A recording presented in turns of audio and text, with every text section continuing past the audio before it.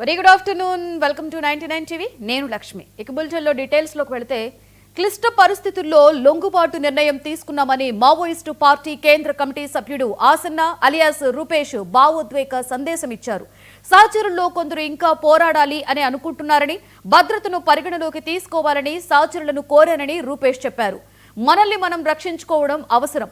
సమాజ స్రవంతిలోకి రావాల్సిన సమయం ఏర్పడిందని, 3 డివిజన్ కార్యదర్శులు, 5 దండకారణ్యం జోనల్ కమిటీ సభ్యులు, 20 మంది డీవీసీ సభ్యులతో సహా సుమారుగా 200 మంది పోలీసుల ముందు లొంగిపోయారు. ఛత్తీస్గఢ్ సీఎం విష్ణుదేవ్ సాయి సమక్షంలో జగదల్పూర్లో అధికారికంగా లొంగిపోయారు. ములుగు జిల్లా పోలోనిపల్లికి చెందినటువంటి ఆసన్న ఐటీఐ పాలిటెక్నికల్ విద్యని అభ్యసించి 1991లో పీపుల్స్ వార్లో చేరారు. అదే ఏడాది హైదరాబాద్ లో ఐపీఎస్ అధికారి ఉమేష్ చంద్రను నడి రోడ్డుపై హత్య చేసిన ఆపరేషన్ కు రూపేష్ నాయకత్వం వహించారు. అలాగే 2000వ సంవత్సరంలో మాధవరెడ్డి ప్రయాణిస్తున్న మందుపాత్ర కేసులో 2003లో అలిపిరి ఘటనతో సహా ఆసన్న పేరు విస్తృతంగా ప్రచారమైంది.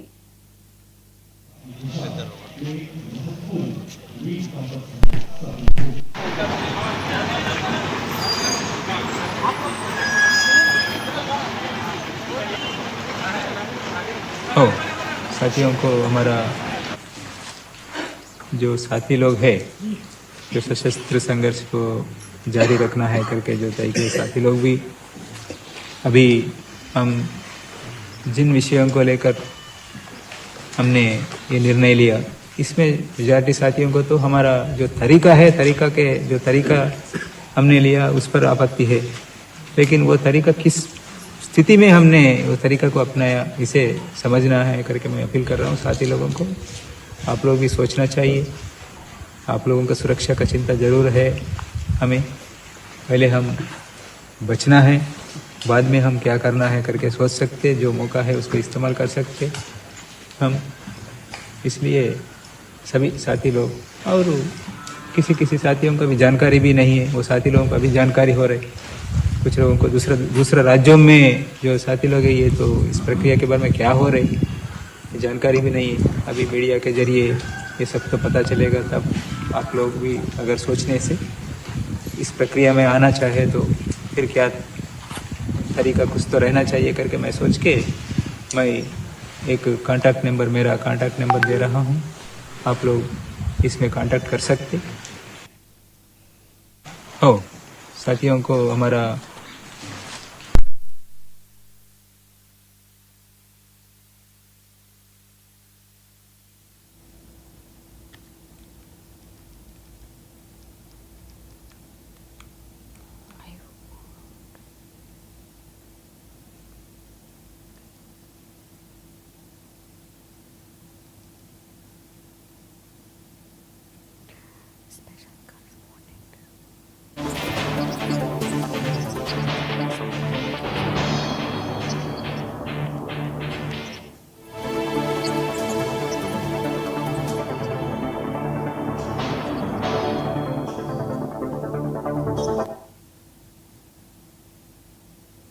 క్లిష్ట పరిస్థితుల్లో లొంగుబాటు నిర్ణయం తీసుకున్నామని మావోయిస్టు పార్టీ కేంద్ర కమిటీ సభ్యులు ఆసన్న అలియాస్ రూపేష్ భావోద్వేగమైన సందేశం ఇచ్చారు. అలాగే సహచరుల్లో కొందరు, అలాగే వారితో పాటు ఉన్నటువంటి చాలా మంది కూడా జనజీవన స్రవంతిలో కలిసిపోవడానికి రావడం జరిగింది అని చెప్పి ఆయన చెప్పడం జరిగింది. ఇక దీనికి సంబంధించి పూర్తి డీటెయిల్స్ ని మా స్పెషల్ కరెస్పాండెంట్ రాజ్ కుమార్ అందిస్తారు లైవ్ లో. రాజ్ కుమార్. ఎస్ లక్ష్మి, మావోయిస్ట్ అగ్రనేత అయినటువంటి తక్కలపల్లి వాసుదేవరావు అలియాస్ ఆసన్న అలియాస్ ఏదైతే మొత్తం కూడా దాదాపు ఛత్తీస్గఢ్ ముఖ్యమంత్రి సమక్షంలో దాదాపు 208 మంది సభ్యులతో కూడా లొంగిపోవడం జరిగింది. దాదాపు 118 మంది మహిళా సభ్యులు, అదేవిధంగా 98 పురుషులు కూడా మొత్తం కూడా వీరందరూ మావోయిస్టులందరూ కూడా సీఎం సమక్షంలో లొంగిపోవడం జరిగింది. లొంగిపోయే ముందు మాత్రం భావోద్వేగానికి గురి కావడం జరిగింది. ఎందుకంటే ఇలాంటి పరిస్థితులలో లొంగిపోక తప్పదు. ఎందుకంటే కొన్ని ఏదైతే దానికి సంబంధించి మావోయిస్టు కేంద్ర కమిటీ సభ్యుడైన అయినటువంటి మల్లోజుల వేణుగోపాల్ మహారాష్ట్ర ముఖ్యమంత్రి సమక్షంలో 60 మంది సభ్యులతో లొంగిపోయిన గంటల వ్యవధిలోనే కూడా ఇప్పుడు తక్కలపల్లి వాసుదేవ్ అలియాస్ ఆశన్నగా కూడా పేరొందినటువంటి మావోయిస్టు అగ్రనేత కూడా లొంగిపోవడం జరిగింది. ఈ మొత్తం కూడా అంటే తనకు సంబంధించినటువంటి ఈ సభ్యులందరికీ సంబంధించినటువంటి AK-47లు కావచ్చు, SLRలు సంబంధించి పూర్తి ఆయుధాలను కూడా సీఎం సమక్షంలో వారికి అప్పజెప్పడం జరిగింది. అప్పజెప్పిన నేపథ్యంలో కొంచెం భావోద్వేగంలో కూడా, ఎందుకంటే 1991లో కూడా మావోయిస్టులో పార్టీలో పీపుల్స్ వార్లో చేరడం జరిగింది. 10 ఏళ్ల వ్యవధిలోనే కూడా మొత్తం ఆ వ్యవస్థ యాక్షన్ టీం లీడర్గా కూడా ఎదగడం జరిగింది. ఇలాంటి పరిస్థితులలో ఇప్పుడు ఆశన్న పూర్తిగా తన సభ్యులతో కూడా లొంగుబాటు చర్య అవసరం. ఎందుకంటే ఇప్పుడు ఉన్నటువంటి పరిస్థితుల్లో అందరూ కార్యాచరణ కూడా ఇప్పుడు ఎందుకంటే ప్రాణాలు పోవాల్సిన పరిస్థితి ఉంది కాబట్టి వారందరూ కూడా లొంగిపోవాల్సిందిగా చెప్పడం జరిగింది. ఇప్పటికే మావోయిస్ట్ పార్టీకి గట్టి దెబ్బగా తగిలిన నేపథ్యంలో గంటల వ్యవధిలోనే ఆశన్న కూడా లొంగిపోవడం, ఇతను అంటే గతంలో కూడా ఏదైతే 1999లో ఉమేష్ చంద్ర SR నగర్ మెయిన్ నడి రోడ్డుపై కూడా IPS దానికి సంబంధించినటువంటి హత్య కేసులో ప్రధానంగా మనోడ వ్యూహకర్త అని కూడా ప్రచారంలో ఉండడం జరిగింది. అదేవిధంగా ఇప్పుడున్నటువంటి సీఎం చంద్రబాబు నాయుడుపై కూడా హత్యాయత్నం కూడా చేయడం జరిగింది. ఏదైతే క్లైమర్ బాంబులతో కూడా పేల్చడం జరిగింది. మాజీ సీఎం అయితే నెదురుమల్లి జనార్దన్ రెడ్డిపై కూడా ఈ యొక్క దాడులలో కూడా కీలకంగా పాల్గొన్నాడని కూడా వ్యవహారం. అదేవిధంగా మాజీ హోంమంత్రి అయినటువంటి మాధవరెడ్డి, ఎలిమినేటి మాధవరెడ్డి హత్య కేసులకు సంబంధించి కూడా మరో వ్యూహకర్త అని కూడా అంటే మావోయిస్టుకు సంబంధించినటువంటి దాంట్లో అగ్రనేతగా పేరుంది. ఇప్పటికీ 25 అంటే ఇతని గ్రామం ములుగు జిల్లా వెంకటాపురం మండలంలోని నర్సింగపూర్ గ్రామంలో జన్మించడం జరిగింది. ఏదైతే తను కాకతీయ యూనివర్సిటీలో చదువుకున్న తర్వాత అక్కడ 25 ఏదైతే రాడికల్ స్టూడెంట్ యూనియన్ తరపు నుంచి 25 ఏళ్ళ వయసున్నప్పుడు కూడా అడవికి వాట పట్టడం జరిగింది. దాదాపు ఇప్పుడు 40 సంవత్సరాలు ఏదైతే అడవిలోనే ఉండడం జరిగింది. దీనికి సంబంధించినటువంటి వారందరూ కూడా వ్యూహకర్తగా అంటే ఈ ప్రధాన రాష్ట్రంలో చాలా మందిపై కూడా హత్యలు చేసినటువంటి ప్రచారంలో ఉన్న నేపథ్యంలో ఇప్పుడు ఇంత పెద్ద నిర్ణయం తీసుకోవడం ఇప్పుడు గట్టి షాక్ తగిలిందని కూడా చెప్పవచ్చు. మావోయిస్టు పార్టీ సంబంధించి ఏదైతే మల్లోజుల వేణుగోపాల్ ఫడ్నవీస్ ఆధ్వర్యంలో మహారాష్ట్రలో లొంగిపోయిన గంటల వ్యవధిలోనే ఇప్పుడు ఏదైతే తక్కలపల్లి వాసుదేవరావు అలియాస్ ఆశన్న వీరందరూ కూడా ఇప్పుడు ఛత్తీస్గఢ్ ముఖ్యమంత్రి ముందు కూడా మొత్తం లొంగిపోవడం జరిగింది. ఆయుధాలు కూడా అన్ని అప్పగించడం జరిగింది. మొత్తానికి ఇంకా మొత్తం పూర్తి స్థాయిలో ఎవరున్నా కూడా లొంగిపోవాల్సిందే అని కూడా ఆశన్న చెప్పడం జరిగింది. ఎందుకంటే ఇప్పుడున్న పరిస్థితులు, ఎందుకంటే వ్యూహాలు మార్చాల్సిన అవసరం ఉంది. ఎందుకంటే ఇప్పుడు జనజీవన స్రవంతులకు రావాల్సిన అవసరం ఎంతైనా ఉందని కూడా భావోద్వేగానికి లోనవడం జరిగింది.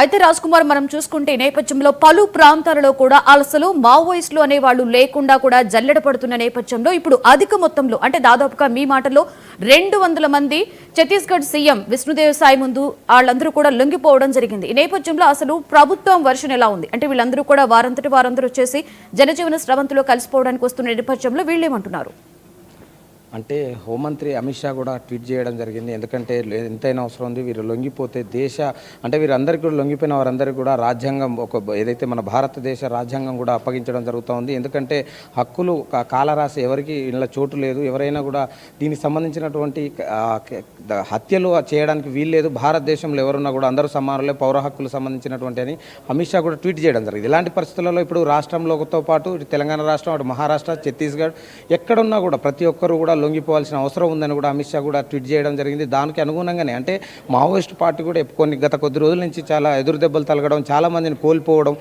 అంటే ఎన్కౌంటర్లు జరగడం, వారందరినీ కూడా కోల్పోయిన పరిస్థితుల నేపథ్యంలో ఇప్పుడు ఆ పరిస్థితులకు అనుగుణంగా కాకుండా వారికి పూర్తిగా లొంగిపోవాల్సిన అవసరం ఉంది. జనజీవన స్రవంతిలోకి వచ్చి ఉండాల్సిన అవసరం ఉందని కూడా ఇప్పటికే అగ్రనేతలు మల్లోజుల వేణుగోపాల్ కావచ్చు, ఇప్పుడు కొద్దిసేపటి క్రితం లొంగిపోయినటువంటి ఏదైతే వాసుదేవ్ కావచ్చు అలియాస్ ఆశన్నగా పేరొందినటువంటి మావోయిస్ట్ అగ్రనేతలే లొంగిపోవడం జరిగింది. కానీ మిగతా వారు ఎవరున్నా కూడా మరి అందరూ కూడా వీడి జీవన స్రవంతిలోకి అంటే ఇక మావోయిస్ట్ పార్టీ కూడా అలాంటి మావోయిస్టులు కానీ నక్సలైట్స్ కానీ ఎవ్వరు ఉండకూడదు, ఎంత ఏరివేస్తాం 2026 వరకు మొత్తం కూడా ఏరివేస్తామని అమిత్ షా చెప్పిన నేపథ్యంలో ఇప్పుడు మావోయిస్టుల లొంగుబాటు మొత్తం కూడా ఇప్పుడు సంచలనంగా మారింది. ఎందుకంటే పూర్తిగా ఎవరు అసలు మావోయిస్టులు ఇక లేరు అన్న దానికి మాత్రం క్లీన్ చిట్ ఇచ్చే ఇంకెవరన్నా ఉన్నా కూడా లొంగిపోయే అవకాశం ఉంది. వారందరూ కూడా టైం తీసుకొని, ఎందుకంటే నిన్న జరిగినట్టు గంటల వ్యవధిలోనే మల్లోజుల వేణుగోపాల్ లొంగిపోయిన గంటల వ్యవధిలోనే ఇప్పుడు మావోయిస్టు కేంద్ర కమిటీ సభ్యుడు అగ్రనేత అయినటువంటి మల్లోజుల వేణుగోపాల్తో పాటు ఈయన ఆశన్న కూడా ఇప్పుడు ఛత్తీస్గఢ్ సీఎం ముందు కూడా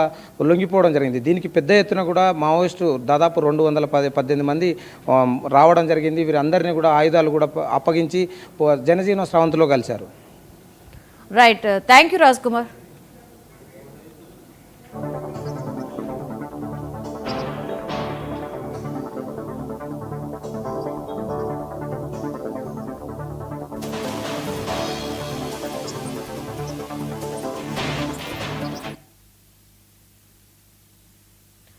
భద్రాద్రి